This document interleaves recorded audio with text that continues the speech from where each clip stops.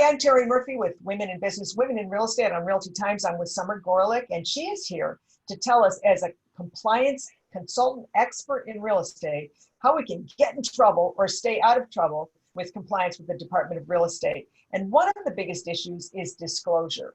And I know because state to state, the disclosure forms are enormous or short or non-existent. So tell us what is important about protecting ourselves with disclosures.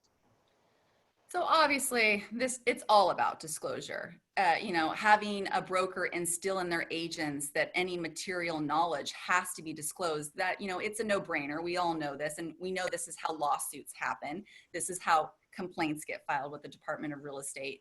But there are some common denominators that I have found, both having worked at the DRE and as a compliant consultant for the last few years, and that is, if you have agents wearing multiple hats on a transaction, so if I'm playing seller, I'm playing broker at the same time, or something else, I'm wearing two hats.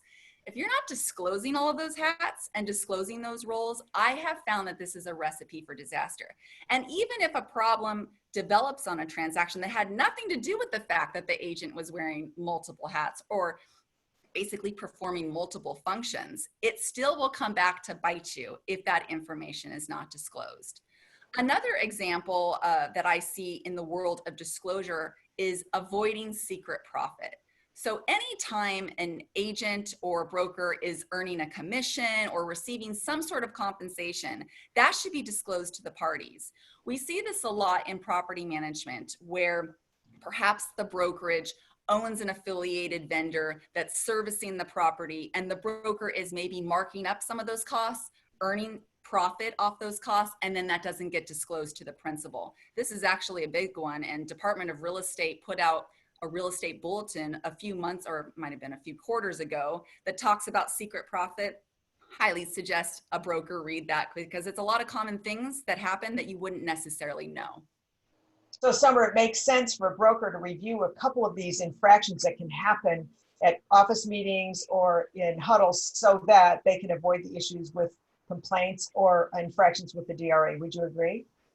Absolutely. It's all about talking, having conversations with your agents, education. If they know the information up front, it hopefully will not be a problem down the line.